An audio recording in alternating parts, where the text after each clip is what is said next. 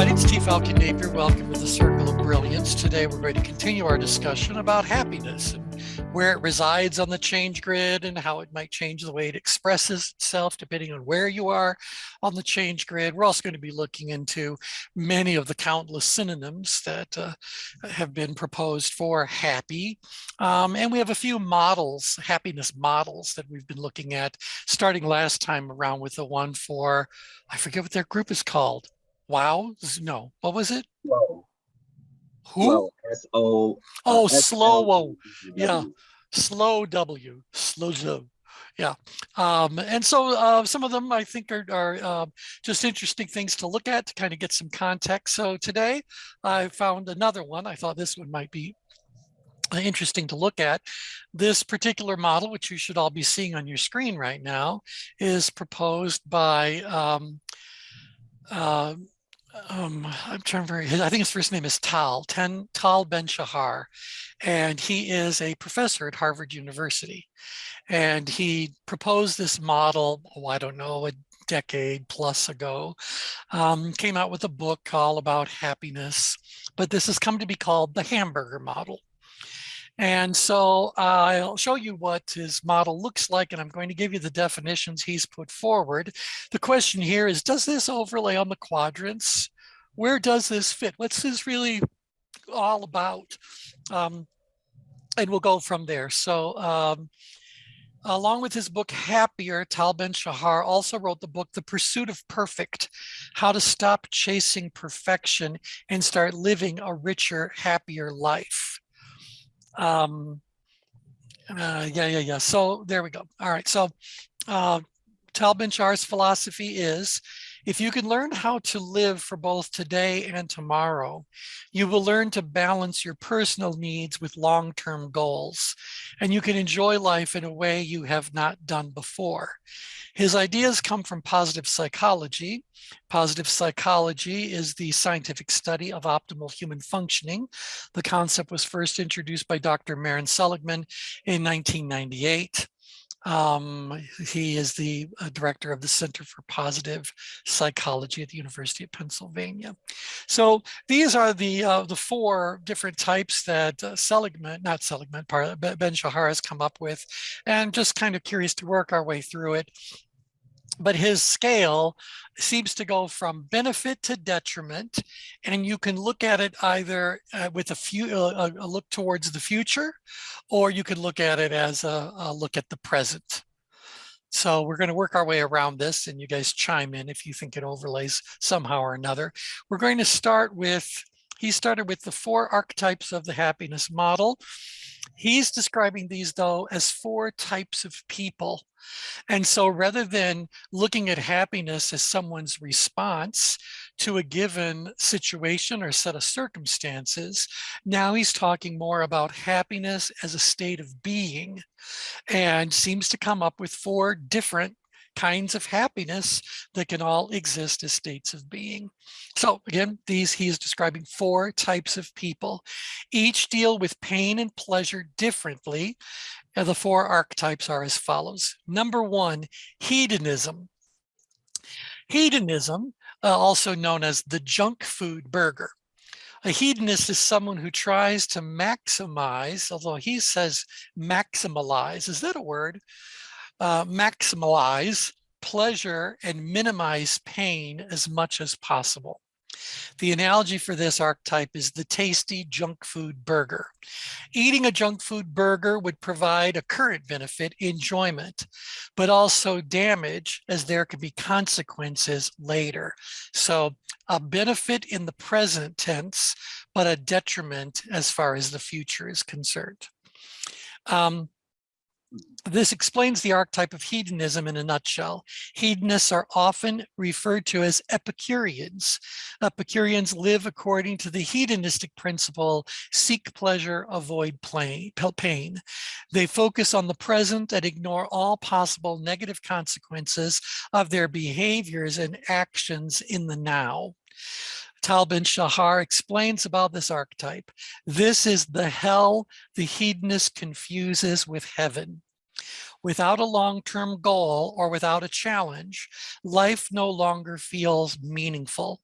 A human cannot find happiness if only pleasure is being sought and pain is being avoided. Compare it to eating a delicious meal. If you ate this meal every day, how long would it take you to get completely sick of it? All right, so thoughts about that before I ask you the big change grid question? It sounds outgrid. It sounds outgrid, does it? Any other Because you're thoughts on placement?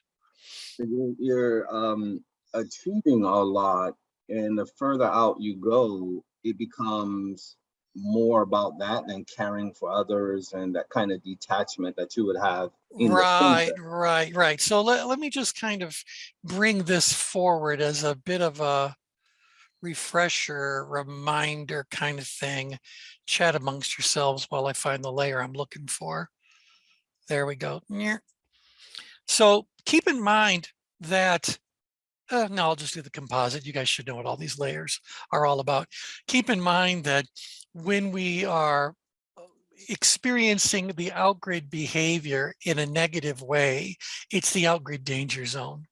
So this is where the person becomes narcissistic, where they believe they are the superhero, that anyone and everyone should bend over backwards to do as they're told because this person is always right. After all, they're the ones with the extremely high level of ability and are tackling what they perceive or what they're presenting as these extremely high challenges. When I am inside of this vertical line, when I am between the green circle and the red circle, I'm experiencing a very positive outgrid experience. So this is the driver quadrant. This driver quadrant is in large part made up of people with very strong intentions that are fully engaged in what's going on and are executing on that plan without ending up in the danger zone. So with that as kind of a refresher, Brian, do you think that's all hedonistic, or do you think that might also be a little bit of the ideal burger? Yes, it can be ideal burger as well. Because then Yeah, you're moving more upgrade, right? well, right. And so my thought is that hedonism is a downgrade kind of a thing. And Really? well, if I go back to some of the things they're saying that this is the hell the hedonist confuses with heaven. So Uh, people that are that far downgrade, we've described them as being trapped in a velvet prison. mm, So it's all very comfortable and they know their stuff and they can talk a very good game and they are masters of whatever it is that they were pursuing. So they've earned all that. The problem is that without a long-term goal or without a challenge, life no longer feels meaningful. hmm. And so we say that people that are downgrid represent untapped potential. And that untapped potential translates into unfulfilled dreams, unmet missions, unrealized, accomplishments, whatever it happens to be.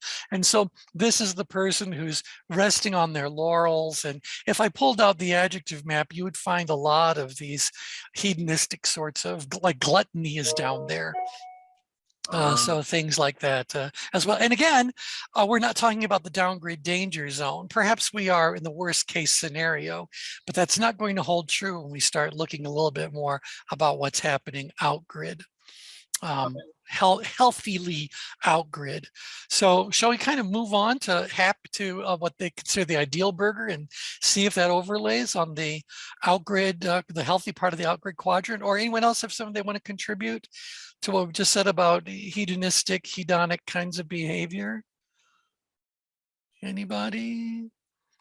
All right, so we'll assume you're in agreement so far with what Tal Ben-Shahar is putting forth here. So, but again, he would be saying that hedonism is a state of being that the individual perceives themselves as being happy, probably presents themselves as being happy, but in truth, it is a quiet hell. And remember what also lives down there, ultimately in the danger zone, depression, and all the things that come along with that. You know, in Uh, fact, I was thinking over the weekend, I like the fact that he talks about happiness and these archetypes as a state of being, because I was mhm. thinking over the weekend, I find difficulty in finding like a biological disposition for happiness. Like As we a do have status, one yeah. for survival, right? Mhm. In terms of how the brain functions and how it evolved from the reptilian brain to the what's called the mammalian brain and then the Yep, cortex. yep, But I yep. can't find one for happiness. So I would think it'll have to be a state of being, but then how we experience it translates into like what he's talking about here. Yeah, yeah, yeah, yeah. Well, and I was having a conversation with Diane recently, in fact, yesterday, and I asked her the question whether or not her state of happiness that she truly does live in. I mean, obviously, without deviation, she is in this state of happiness. And I asked, is this something she learned to do over time? Was this something that was trained, conditioned, whatever? Is there a deliberate element to it, or was there a deliberate pursuit at a particular point in time, or is this really endocrine, or is it a combination of both? And her belief is that it's a combination of both, that for whatever reason, she's been, served up a bowl of neurochemical soup that kind of supports happiness as a default location. Um, but she always has tried her best to look at the bright side of things and always actively sought to satisfy whatever her desires were, and do good things for good people. So I kind of think her happiness dips its toe in a little bit of hedonism, but not down to the point where it's junk food. It really is Right, right. meaningful. And see, Yeah, that would be called her default mode network. And yeah, that's where you get mhm, this, you've tasted that neurochemical soup so much that it becomes commonplace and you like yeah. it, you want more of it. Yeah, and if you continue to find things that support that state every day, then you're kind of perpetuating it. At a certain point, it's got to stick. Hmm. So, because it's going to take a lot of work to derail that. That's not to suggest that she hasn't had moments where things don't go the way she wants to go. In which case, I brought up to her, I said, if you are a person that has a core happiness as your state of being, when you encounter life's difficulties, challenges, etc., do you view them through that very happy, positive light? Therefore, in your mind, at least, their impact is minimized in your mind, or do they derail you? And it was interesting that she said she's experienced both of those Hmm. outcomes when difficult situations arise. So some of it is um, definitely she just kind of has a different frame around it. So she's not viewing it as being as problematic as others might. But she's also had times where, um, and I was trying to remember her example, but where negative things occur around her and it really upsets her Right. because someone's trying to impose this thing in her reality. So yeah, kind of Yeah. deep. And see, from a state of being perspective, then happiness isn't necessarily or simply just what you get from an event, it's also what you bring to an event. Oh, all right. Because if you bring the more positive frame of mind to it, more Right. possibility thinking, that's going to impact your Right, you experience. have more options, and that's Yeah, one of the yeah. things that I think we probably have a couple of psychologists on the call. But that's one of the things that I was always told from clinical psychologists: when people find themselves in a rut, the number one thing they need are options. So Yep, yep. that's why they're stuck. Right, exactly. And depending on where they're on the change grid, that could actually interfere with their ability to see the options, acknowledge the options, tap into it. Remember, we said people in the upgrade danger zone can be surrounded by all the best resources they could possibly hope for, but for whatever reason, when you're that far upgrade, you can't see them. So So we often have to restore resources or be able to reconnect them. So yeah, yeah, yeah, yeah, yeah. I need to pause the recording for just 1 second. And so let's take a look at how he defines this ideal burger, what he's calling happiness. Now, if you look at his little diagram, he's saying that happiness occurs whenever there is a benefit to you in the present moment, as well as a benefit in the future. So let's see what he means by that. So happiness, eating the last burger, according to the comparison, will have benefits for both the present and the future in the sense that it tastes good. And because the person eating it feels good in the long term with his healthy lifestyle. My eyebrows just went up for those of you who can't see that. This approach offers the most benefits out of all, but it is only chosen. Oh, yowza. Okay, it is only chosen by a few people. Isn't that an interesting phrase? Because earlier in this narrative, he says that this is a type of person. But now he's saying it's more of a choice that someone is making. I would certainly like to think that you guys know we believe that everyone does have a personality, but the personality is hardly etched in stone.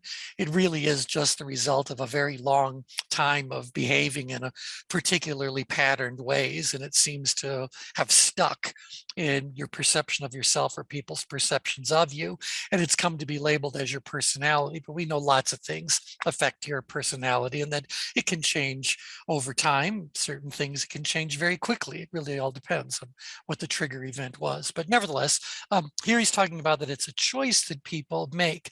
The most commonly made mistake is that people think in black and white. It's either one or the other.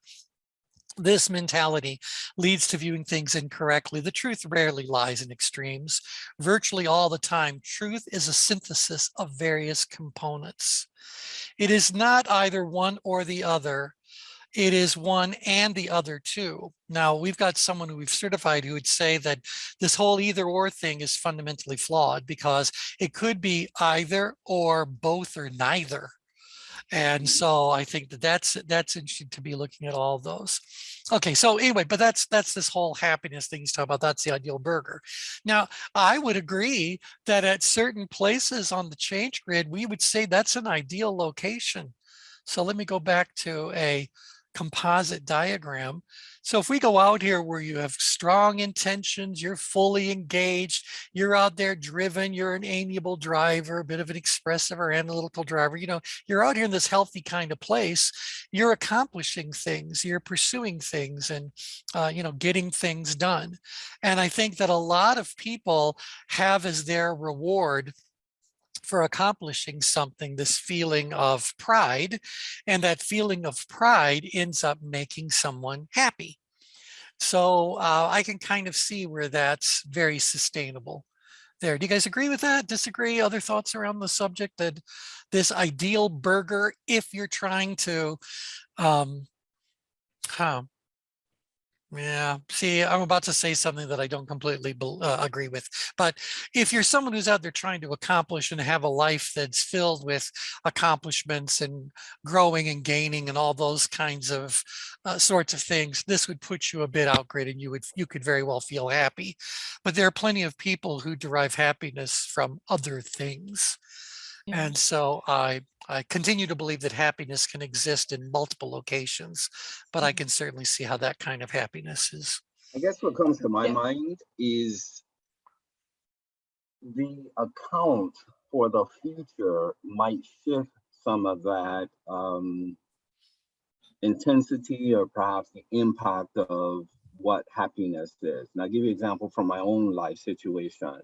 So when my wife and daughter, when I lost them in the accident, one of the things that took me years to even kind of snap back to some sense of like, okay, yeah, I can feel like I can move on. So one of the things I did was I made a list of the things that make me happy, that I enjoy. I enjoy being around kids. I sat on many different boards of organizations for kids. I started a not-for-profit for kids. Even internationally, I was involved with orphanages. So I became a foster parent in the state of Florida. That was one of the most toughest things I've ever I'm done. I sure. enjoy being around kids, but they come from neglect, abandonment, or abuse, and some stole my car. They would break stuff in the house. And so that shifted some of that happiness in terms, I had to come to another sense of happiness in terms of what was the purpose of me doing it? How can I best serve them? Then Yes. got back to a relevant in terms of happiness.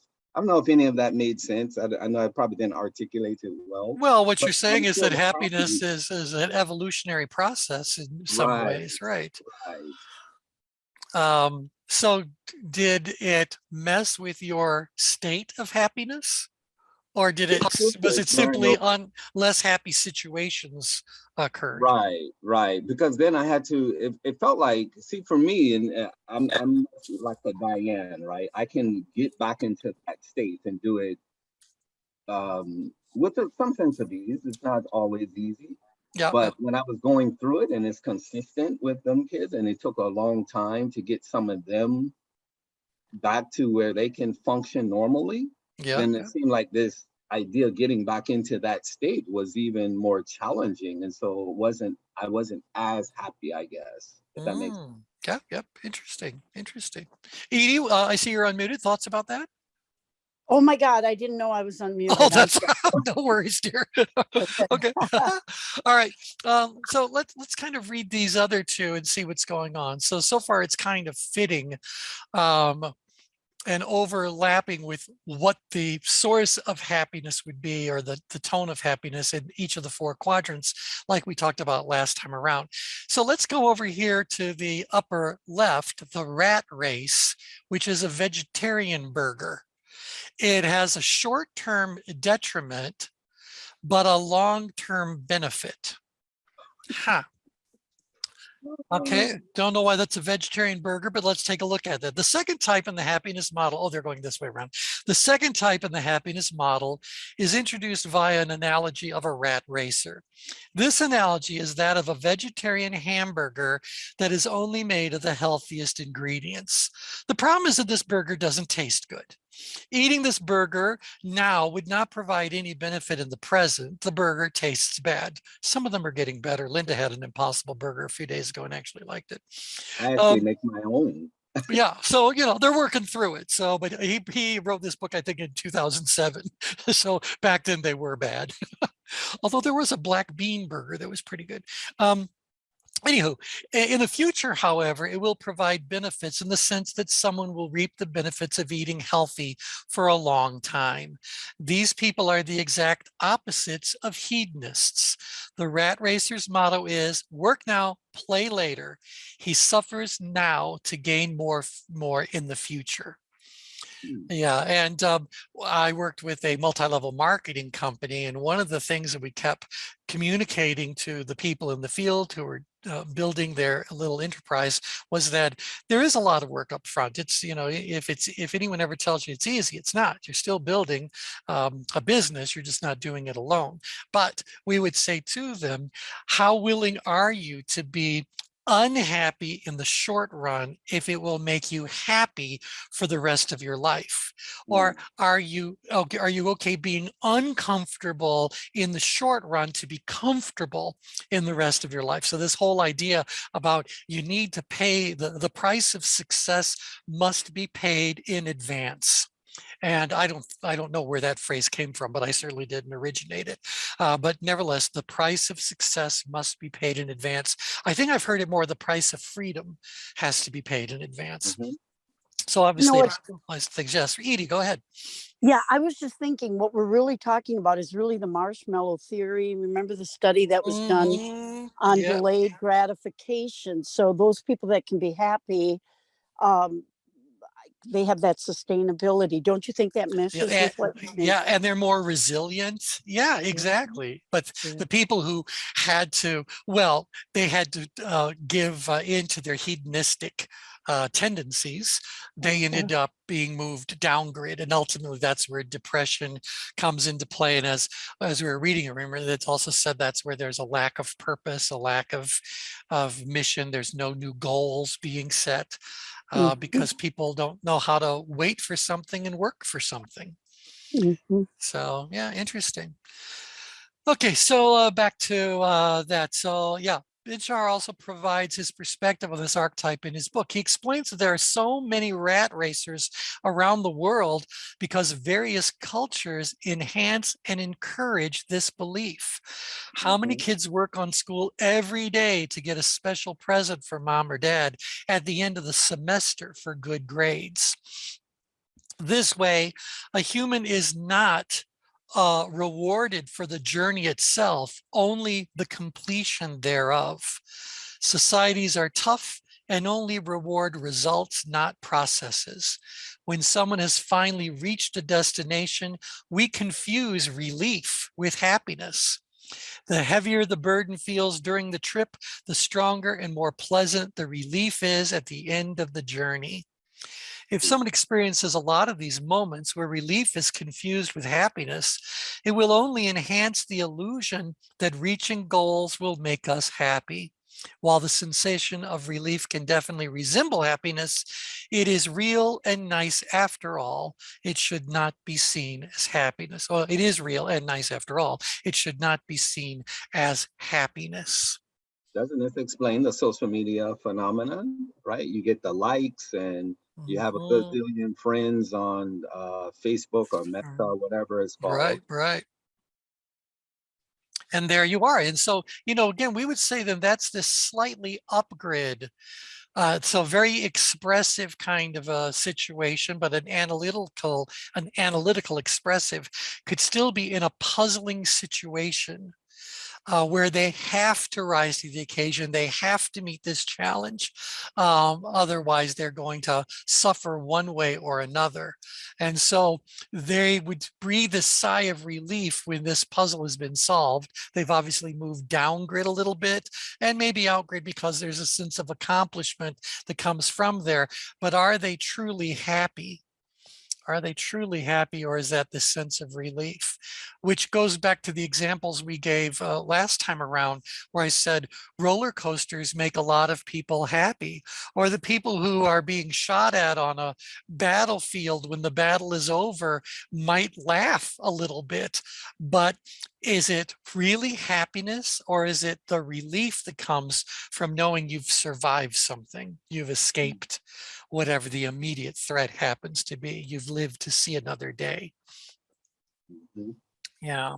So this is really useful right now, because I said happiness lives in all four of these locations, but we did have this question: is it true happiness, or is it something else?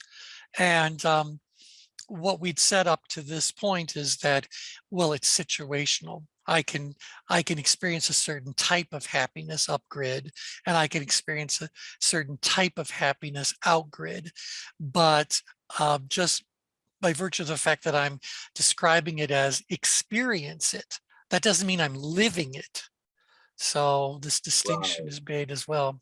Interesting. So it sounds like the experience of it itself changes the context in which, that happiness is either intensified or minimized or whatever the case might be. Right. In fact, and Edie, feel free to unmute. You go right ahead if you want to chime something in. Yeah, you are welcome to unmute. And Kathy, I think you're going to weigh in on this happiness that exists a bit out grid. We've talked about up to now that perhaps true happiness is mid grid, and this is happiness that's only coming because you're accomplishing things. Is that really happiness? What are your thoughts around that, Kathy? Well, I've been kind of silent in this because I'm trying to digest the notion of happiness. I do tend to see happiness, that's just, as we talked last time, as more resulting from a temporary state. That happiness is, and it depends on how you want to define it. There is sort of eternal, happiness, which I would just call joy. But happiness is transitory or momentary, and it can last for long periods of time or not. But it has a sort of, moves in and out.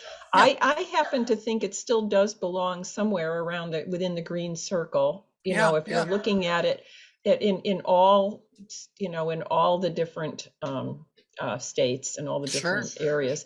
So and when you move towards more towards when you move out grid, it is connected to accomplishment, Yeah, because out grid I see as connected to that power place and a level of accomplishment. yeah, So yeah. so I think that of all of the quadrants, the outgrid is the most likely to allow us to maintain happiness, because Mhm. it is enabling us to achieve things that could lead us to a continuous sense of, yeah, I'm happy because I'm achieving. And that's an Yeah, assumption that you're happy because you're achieving. right. So I'm And not really answering your question, no, no, no, but but this is I'm good. still confused about it. Yeah. Yeah, because I'm almost feeling, not almost, I'm feeling that there is a judgment being made about how these four different types of happiness archetypes are being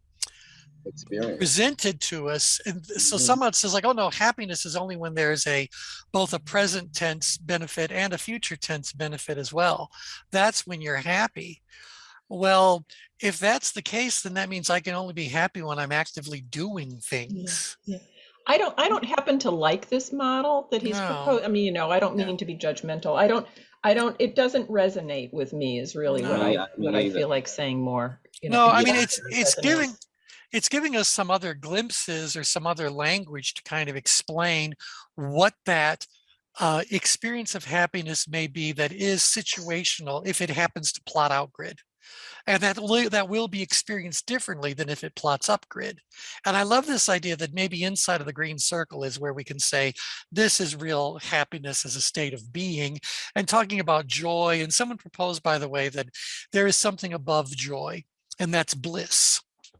I don't know. We have both words. Obviously, it's not the exact same thing, or we wouldn't have both words. So, but they're saying those kinds of words are definitely things that we would encounter at the exact center of the change grid. So I guess I'm just saying that, as we've talked about how people that are down grid characterize their experience of happiness, or whatever they're calling happiness, it does seem to match with that hedonic or hedonistic mindset. And these people are happy because they're accomplishing things, and no argument there. These people up here are happy because they've survived. It's more the happiness that comes from the relief of the avoidance of the pain, or conquering the pain. But listen to this fourth one and tell me how this fits with you, because the only place left for it to go is in grid. Now, maybe it's only slightly in grid, maybe it's moderately in grid, maybe it's all the way into the in grid danger zone. But listen to this definition. This is nihilism, the worst burger, because it's damaging in the present and in the future. So this is how they describe it. The third archetype of the happiness model is represented by the nihilist. Nihilism is in philosophy is a term that is used to deny the existence of value or meaning in our world. Nothing has value, nothing has meaning. The term is strongly linked to the philosopher Friedrich Nietzsche, who his work was focused on nihilism. The analogy for this archetype is a burger that tastes bad and is unhealthy to boot. By eating this burger, damage is experienced in the present due to the fact that the burger does not taste good, and future damage occurs due to the poor quality of the ingredients. This archetype describes someone who has lost their lust for life. This is someone who does not enjoy the present, nor does this person have a future goal. The Epicurean is known for the false conviction that happiness can be achieved through short-lived pleasure without a future goal. Well, I put that downgrid in hedonism. The rat racer has the false conviction. Oh, they are saying that. The rat racer has the false conviction that reaching a specific destination will provide happiness. The nihilist, however, holds on to the false conviction that no matter what you do, happiness cannot be experienced.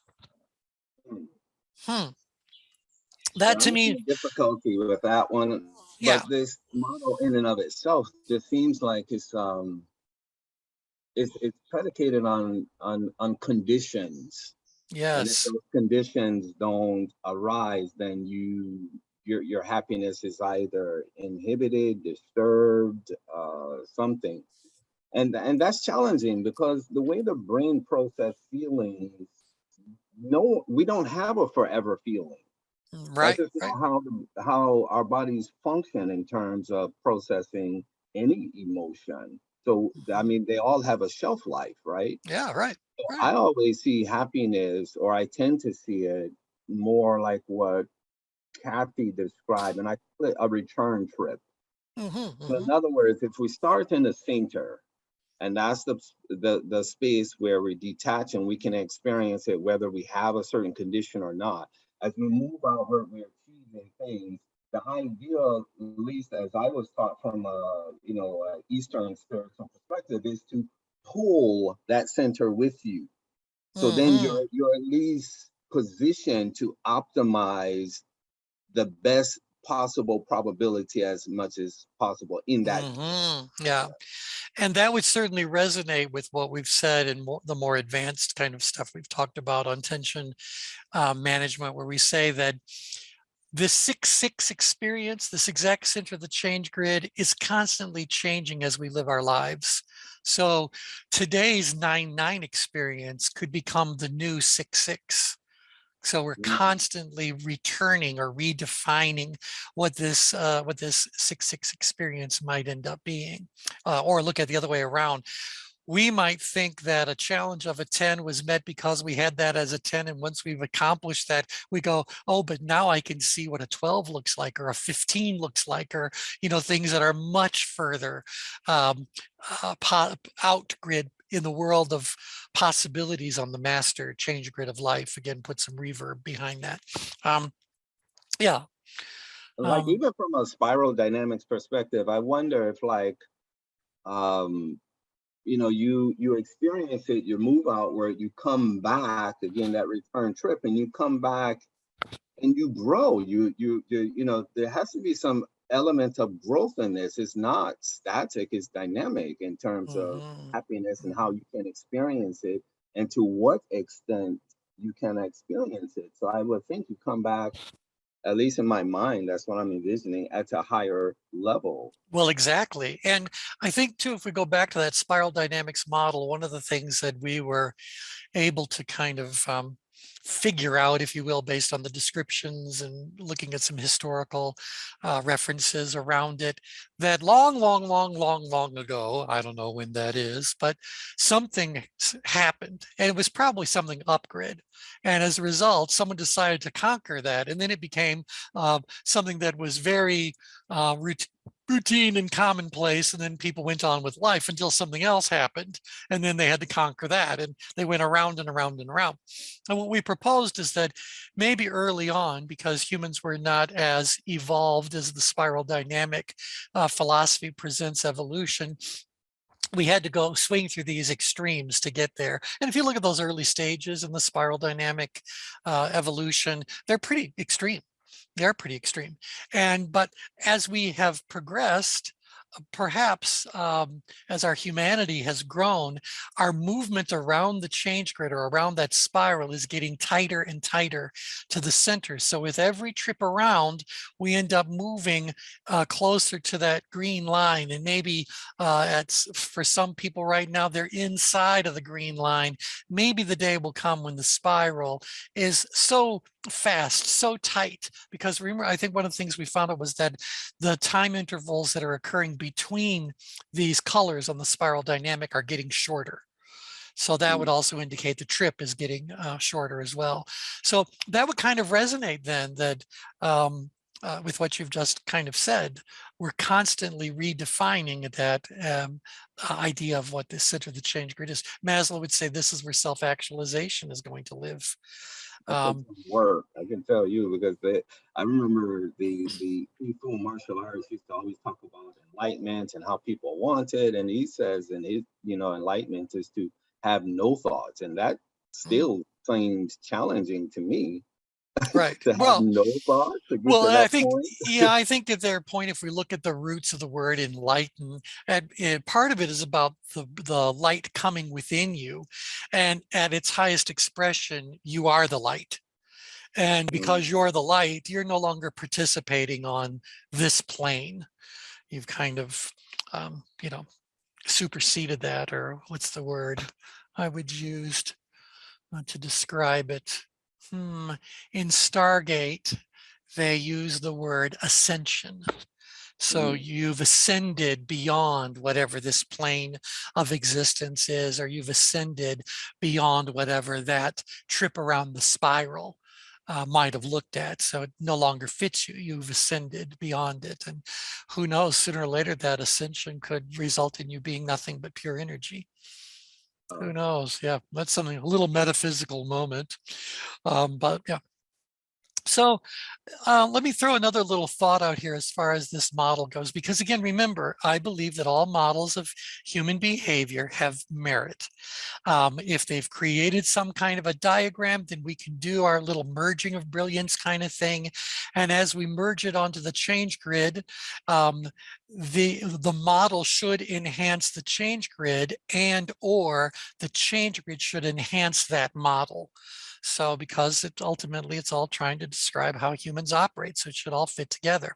So when I shared these definitions and we're talking about this ideal burger, I would say their description of the ideal burger exists outgrid, maybe inside of the green circle, maybe a little bit further out than that, maybe even out there to the edge of that red circle, but not beyond. So to me, that happiness thing has a pretty large footprint in this outgrid quadrant, where if I look at the person who's very far in grid, this nihilistic kind of viewpoint, I don't believe that leaning towards the in-grid side of things inside of the green circle is about things not mattering. This is the driven amiable. It matters greatly to them.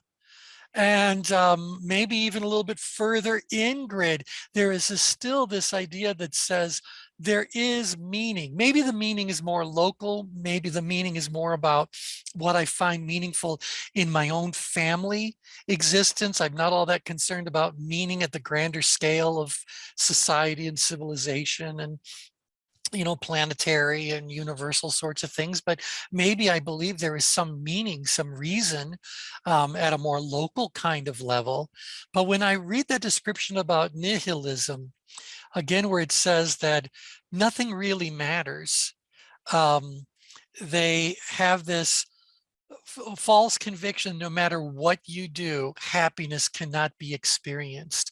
I'm hearing the in-grid danger zone, mm. where these people have either been so victimized or self-punished,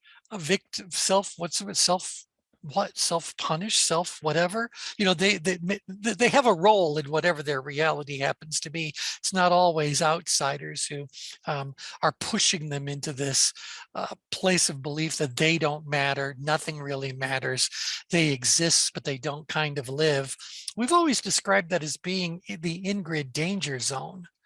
But Yeah, I it do does not, sound like the in-grid danger zone. yeah, it does not resonate with this more outgrid kind of set of behaviors we find as that amiable quality starts to have a secondary driver energy, and So they're ultimately they move further outgrid. self-perpetrators. Yeah, right, right. So they're self-perpetrators. They're Mm. what word describes that? People that cut themselves, people that Self-sabotage. self-sabotage. Yeah. I'm trying to, Self-destructive. yes, so there's a lot of times it becomes self-destructive behavior, so they literally cut themselves, or they pluck every single hair that they could reach off of their body. And you just go, well, is that just kind of like, is that a self-soothing behavior, or is that something that you're doing because that little bit of pain reminds you that you're alive? So I don't remember what the psychology is behind those kinds of behaviors, but those are very self destructive kinds of behaviors. I would Now, say those people are unconscious. You might can talk to that, but I remember a clinical psychologist said that when people go to cut themselves, they're rendered unconscious. Like the person that snaps to will be like, "Oh wow, you know, I'm cutting myself," but they can be so deep in this unaware state that yeah, they just follow through with whatever thought yeah. is in the mind. And there is at least some dissociation going on in terms of the way they're experiencing or at least defining the pain Right. Yeah. that they're I mean, experiencing. if I can just interrupt, I mean, Yes. it's interesting because I think that the nihilism piece is the one that's most directly related to um, the outgrid, the outgrid of the danger Your zone and the zone. change Yeah. grid.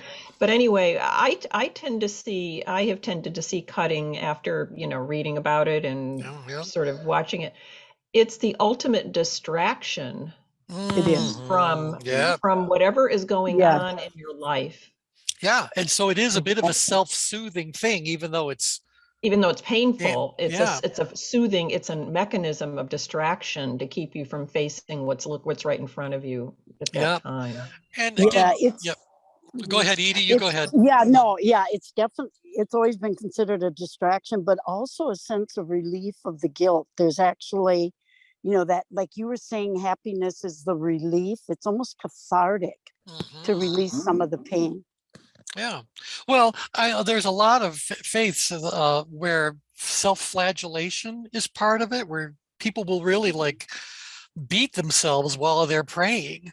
And it's like, well, what's that all about? I mean, I know spiritually, I could probably explain some of why they're doing it, but it's still being driven by something going on in their own psyche.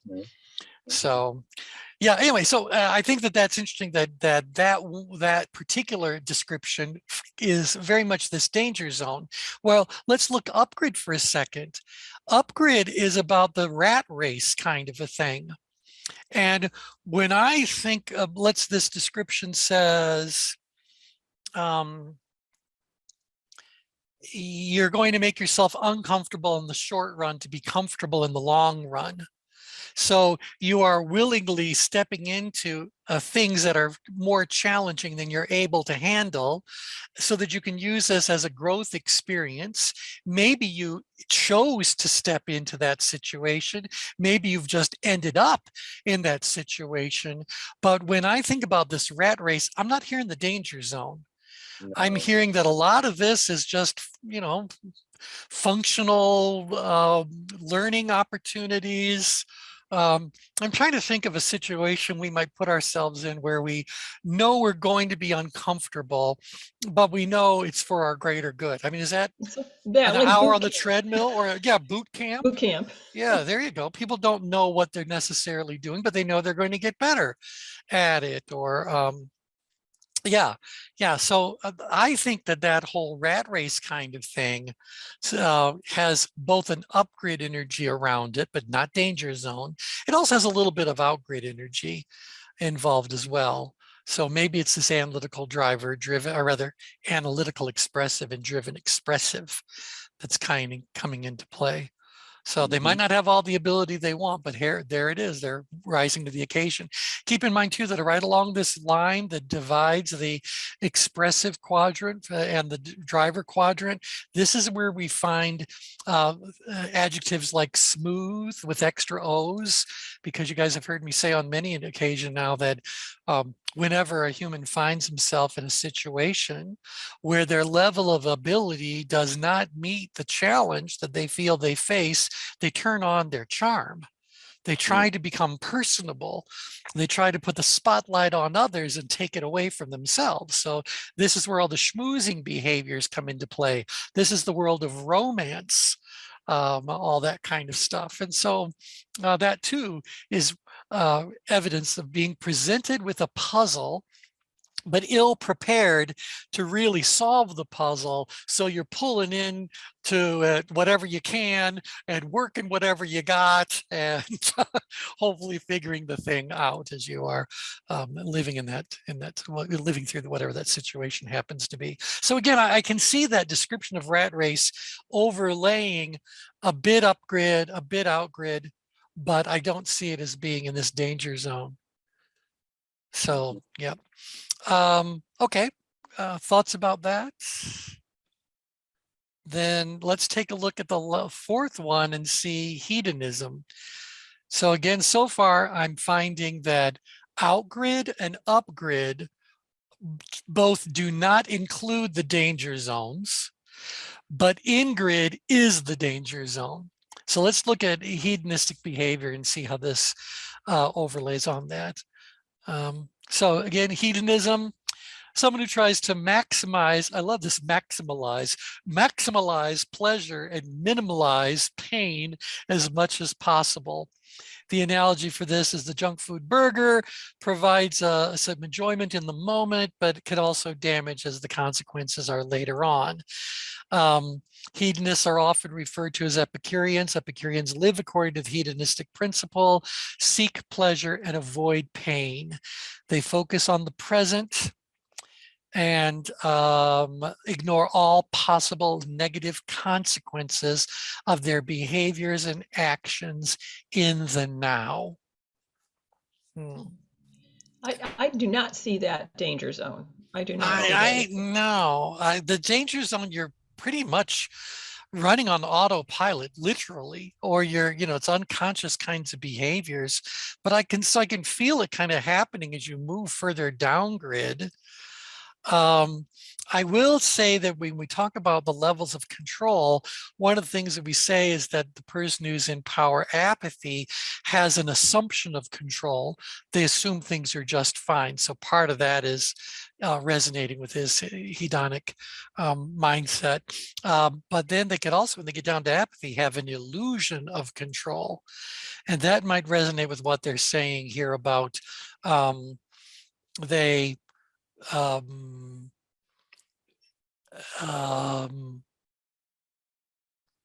they focus on the present and ignore all possible negative consequences of their behaviors and actions in the now. So, yeah. I don't think the person who is this far down grid is actually consciously aware enough for a lot of what we've just described. So are we kind of saying now there's a bubble existence, not including the danger zone, downgrid for hedonistic, outgrid for happiness, and upgrid for rat race? But nihilism is very, very far into the ingrid danger zone. It seems that way. I mean, I would say that his model, I mean, because it's, once you place it over the change grid, that's what allows you to start seeing where the balance is in the other model. Yeah. And there isn't as much, I'll use the term, it's probably the wrong term, intellectual balance in his model. They are not equivalent factors is how I would put it on the matrix. Well, and building on that, it brings up the question, one of the things his model is missing is the thought that the pursuit of happiness through a particular approach, whether that is hedonistic or this whole, good burger kind of a thing, it doesn't make room for what happens if those things are taken to an extreme. So this pursuit of happiness about accomplishing things, is that always good no matter what? Or does there come a place in time where there are diminishing returns or just outright problems that arise? Or upgrade, it's great to be part of this rat race and going out there after puzzles and learning things and overcoming obstacles and all that good sort of stuff. But we know there is a place of true danger that could result in, and I don't think anyone would be happy in that moment. The extremes, I'm just thinking of eating disorders, anorexics, bulimics, where it's insatiable addictions. Enough isn't, so the extreme. So his model doesn't talk about the extreme downgrade, which is where that whole gluttony thing that Edie just described would really come into play. They simply don't care. They don't think there's any challenge whatsoever. So bring on whatever the goodies happen to be. So that could be happening. Also, how many of us that have our challenges with eating recognize that the more unconscious we become in the moment, the more we just eat as an action. You know, how long does it take to polish off a bowl of popcorn if you're oblivious to the fact that you're eating a bowl of popcorn? Mm-hmm. So there's a whole lot of that unconscious eating that occurs, particularly down grid. People that are overeating up grid are eating as a way to self-medicate, whatever they are, avoid what's going on. But isn't it interesting that when we come to this in-grid side of things, he's described the danger zone, but not the fact that there's a healthy area there that could bring the individual some truly happy moments. Remember, we've said this is the realm of volunteering. And the thought that people who are volunteers, again, to be a volunteer, you're just showing up, happy to do with whatever needs to be done. You don't necessarily have a high level of ability, but you know what they're going to ask you to do isn't going to be overwhelmingly challenging. So you'll learn, you'll do, it'll all be okay. And at the end of that, I would imagine you're going to feel pretty good about yourself for having made a contribution. Outgrid, it might be about accomplishing something. Maybe in grid, it's more about contributing something Right. that Plus, brings that you that model just happiness. seems like it doesn't account for the full scope Right. of Right. Well, people management perspective, right? So it's right. the Right. physiological and emotional side of things, but not the mental aspect behind it. Yes, exactly. And so again, I do find this, you know, call me crazy, many have, but I love merging models because you do find out really quickly that the model has merit, but by merging it, we can enhance the value of both the change grid and whatever model it was that's being enhanced. So should I reach out to this PhD at Harvard and let him know we've identified some gaps in his work? Yeah, we'll put that on the to-do list. Tell him you have the systems thinking approach to his Yeah. archetypes, his happiness archetypes. Well, I remember when I did bring up a certain similar conversation to someone else who happens to have a PhD at a major university, a very famous model, and they told me that how much value could my work have if I don't have the educational background to lay claim to it. Yeah, but you know, in systems thinking, that's Right. interesting because in systems thinking, the key is about this term called emergence. Mm-hmm. The more emergent factors that you can find within a system, that's where the creativity and the innovation comes. So why would anyone want that? Right. And so, yeah, but that's the feedback sometimes you get is you think you're going to help people, or that because they're people of thought that they will be open to what you have to say, but you find out really fast that they tend to be quite constipated in many ways. So there you go. Okay, anywho, that's our time for today. We'll pick up where we left off on Thursday. I do have a couple more models I'll show you, but I'm finding this an interesting thing to pursue. And hopefully, oh, by the way, later on in his document, maybe we will do this. He does have how can I become happy? But the things he then puts forward are the same kinds of things that we saw in that, why can't I not remember? It's wow? No, what is it? Something slow. Yeah, right. So he's talking about, it's about 5 things: free time, freedom in being, gratitude, physical exercise, simplifying, and face-to-face relationships. Well, those are part of Slow's hierarchy of happiness as well. At least Slow has got 12 to pick from. I think I just rattled off a half a dozen. So, but again, these are how do you achieve more happiness? Maybe the learning here is that burgers don't bring bliss. Maybe burgers don't bring bliss.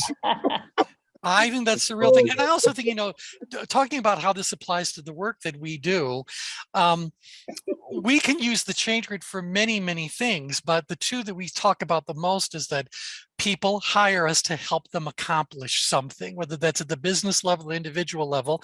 They want us to help them move either down and out or up and out or just plain out. They want us to help them cultivate and more of these driver behaviors so they can get whatever thing done. But we also have people who are going like, no, this whole, I don't want to be a human doing, I want to be a human being. And those people want our help in helping them find and develop their ability to move to the center of the change grid and be detached. I've never been hired by anyone who wanted me to move them down into apathy. And I've actually talked to people who wanted me to help them move a population up into stress. But I've never had anyone want me to move anybody into victim world. So, but all those are possibilities, but our businesses tend to either be focused on helping people end up out grid or helping people end up mid grid. This seems to be our domain of destination. So yeah, okay, anyhow, there you go. So we'll talk more about this come Thursday. So thanks everybody, take care, bye for now. Bye. Bye everybody.